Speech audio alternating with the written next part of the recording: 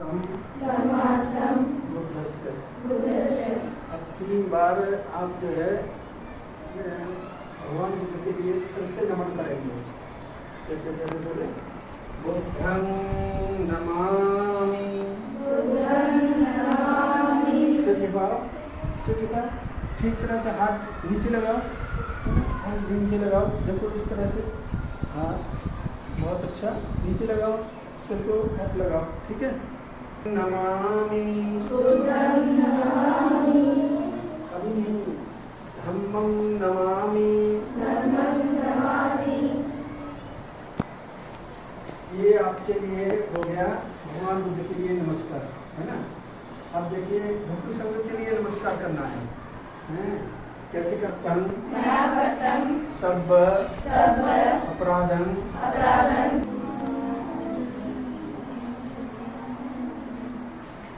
क्षमामि क्षमामि क्षमामि।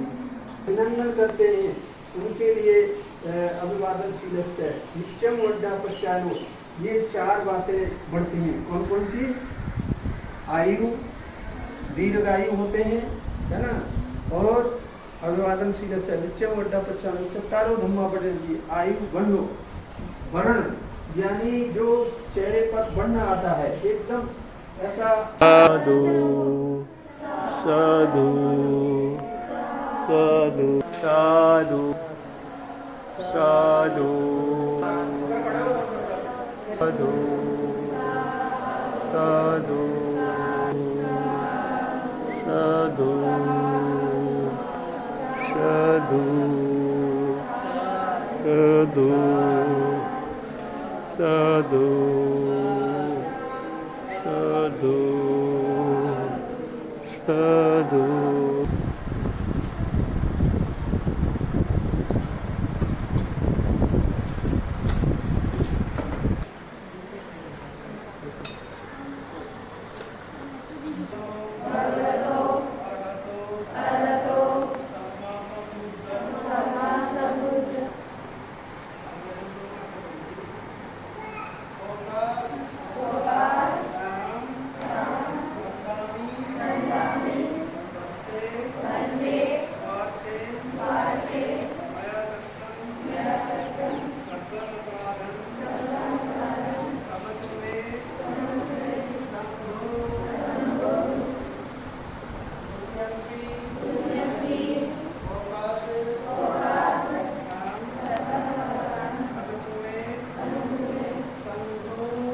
गर्दन झुकाओ, गर्दन।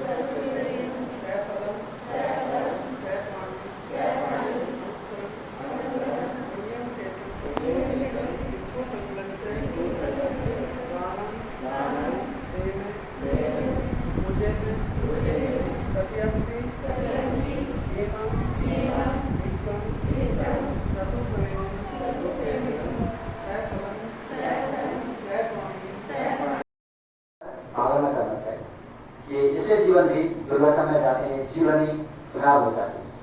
तो इसका बहुत समझकर इसको आचरण करना है तो सुख के मार्ग में आप चल जाए।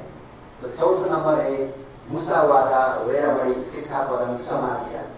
मैं झूठ बात नहीं करूँगा, इसका अर्थ सत्य बात करूँगा, सही बोलूँगा। अगर झूठ बोलूँगा क्या होगा? वही बात 4 अपाय में चले जाएंगे। किसी पुण्य कर्म में मनुष्य लोग में आए उसके कम से कम विभाग, कम से कम दुष्परिणाम क्या होगा कि वो अभूत अभक्त आनंद संबद्ध तरीकों होगी। अभूत मतलब पानी भाषा में, ये हिंदी में बताया अभूत का अर्थ जो आपने नहीं किया हो, किसी भी गलती जो दूसरा व्यक्ति आप पर उंगली उठा रहा है उसके लिए आप जिम्मेदार नहीं है, आपने कुछ गलती नहीं किया हो, लेकिन दूसरे व्यक्ति ऐसा बोलता है तुमने ये किया है, तुमको कारण से ये सब नाश हो रहा है, इस परिस्थिति हो रहा है, ऐसा वो आरोप फेंकना पड़ेगा। वास्तव में वो गलती नहीं किया है, उसने गलती नहीं कर रहा है, लेकिन वो आरोप फेंकना पड़ेगा और दंड भोगना ही होगा। ऐसा झूठा आरोप उस पर लागू होगा, क्योंकि उसने झूठा बोला है। झूठा बोला है तो उसको विपाक भी, उसका फल भी झूठा नहीं आ जाएगा। लेकिन वो सही है, उसने गलती नहीं किया है, फिर भी विपाक है, फल है। पिछले समय में उन्हें बहुत झूठा बोला है, तो अभी सही होकर भी उसको वो दुख भोगना होगा। ऐसी तरह का विपाक भोगना होगा। ये बड़ी कम से कम है, ये बड़ी तो सहन करना बाध्य हो जाता है। ये विपाक झूठ बोलने का होगा। इसी प्रकार कोई व्यक्ति, जो व्यक्ति मिल रहा है, दो व्यक्ति को एक का बात दूसरे में लगाते हैं, दूसरा के बाद तीसरा में लगाते हैं, ऐसे करते हैं, चुगली का काम करता है, तो मित्रता वो तोड़ा देते हैं।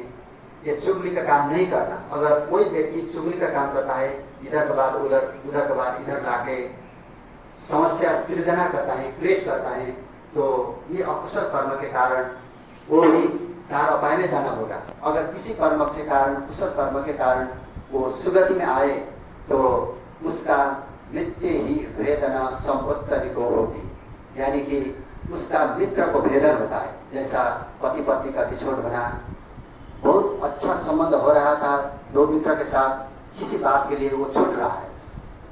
ऐसा न जाने किस कारण अकस्मात आ जाता है कि उसका संबंध छूट रहा है। प्रकार की शब्द उन्हें सुनना और भोगना पड़ता है। अगर वो पहली बात नहीं बोले तो प्रिय वचन सुनता है, कुशल मंगल मैत्री का बात सुनना पाएगा। इसका अर्थ अगर हम सब लोग मैत्री मंगल का बात सुनना चाहें, प्रिय बात सुनना चाहें, लव का बात सुनना चाहें, तो हमें दूसरे के आगे किसी प्रकार का कड़ा वचन बोलना नहीं चाहिए। भगवान ने बताया कड़ा वचन नहीं बोलो। तो अगला वचन का है कि संपत्ति लाभ। अगर कोई व्यक्ति बात करता है जो कोई विकास का नहीं है, कोई लाभ का नहीं है, जो व्यक्ति बोल रहा है उसके लिए भी कोई लाभ नहीं है, जो व्यक्ति सुन रहा है उसके लिए भी कोई लाभ नहीं है, मात्र समय बर्बाद कर रहा है। ऐसा बात करके समय बर्बाद करता है तो उसका परिणाम क्या होगा? अनादेय वाचा संपत्ति होगी, अनादर होगा। जो किसी व्यक्ति उसका बात नहीं सुनते हैं, उसको बात को स्वीकार नहीं करते हैं, उसको परिवार में कोई लोग, परिवार के सदस्य उसको बात नहीं सुनते हैं। हालांकि यहाँ समय की वो कामदार 10 जना 5 जना कामदार लगाएंगे, अपने जगह में जाला में लगाएंगे, तो वो जाला करने वाला व्यक्ति भी मालिक को बात नहीं सुनते, नहीं कहते। मालिक कहते हैं ऐसा ऐसा काम करना होगा, तो वो जाला में काम करने व्यक्ति ऐसा होता है कि वो मालिक को बात नहीं कहना नहीं लगता है, वो नहीं स्वीकार करता है, अपने आप चलने लगता है। ये क्या कारण है? उसने पिछले समय अनेक किस्म का बकवास पूरा किया होंगे, संपत्ति वाला बवाचा, उसका कुछ ध्यान नहीं देता। ऐसे बताए अगर कोई व्यक्ति संपत्ति वाला बवाचा करता है, नचाइने बात, बकवास बात करता है, तो ये फल भरना होगा। तो 500 अंतिम नंबर पंचशिखा सुरा मेरे या मत्स पमादर ठाना वैर बड़ी शिक्षा पदम समाधि। अगर कोई व्यक्ति नशा पदार्थ करते हैं तो इसी जीवन में हम देखते हैं कैसा दुख होना होगा। तो इसके परिणाम, दुष्परिणाम से भविष्य में क्या होना होगा कि वो 4 उपाय में चले जाएंगे। अगर नहीं चले जाए तो उसका किसी पुण्य कर्म से मनुष्य लोक में आए तो उसका मानस बिगड़ जाते हैं। हमने कितने लोग देखे हैं, मानसिक रोग होता है, उसका मनस्थिति बिगड़ जाता है, पागल हो जाता है, पागलपन बढ़ती है। आपने देखे होंगे कितने लोग, कितने बाल बालिका हो और मन प्रौढ़ हो और वृद्ध भी हो, उसका मानस सीधा काम नहीं करते, समझ नहीं सकते हैं, पागलपन होता है, चित्त विक्षुब्ध होता है, अशांत रहता है। ऐसा विपाक होना होगा। किस कारण से? किस प्रकार का अवसर कर्म से? अगर कोई व्यक्ति नशालु पदार्थ सेवन करे तो भविष्य में वो क्या आएगा? मानस बिगड़ जाए। आप लोग अभी अच्छी तरह पढ़ते हैं, स्कूल में टीचर पढ़ाएंगे, आप सही तरीका से समझ लेंगे और सही तरीका से पढ़ेंगे समझेंगे तो एग्जाम में सम्मा संबुद्धो भगवा बुद्ध भगवंतन अभिवादेमि बुद्धं नमामि।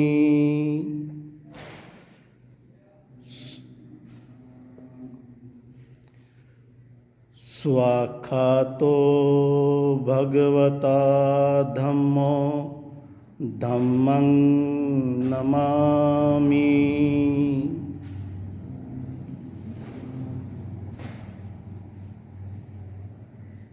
सुपटिपन्नो भगवतो सावक संघो संघं नमामि।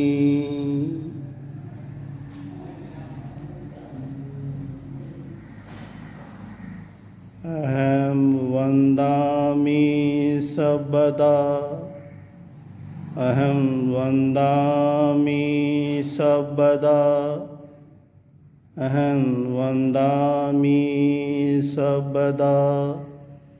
साधु साधु साधु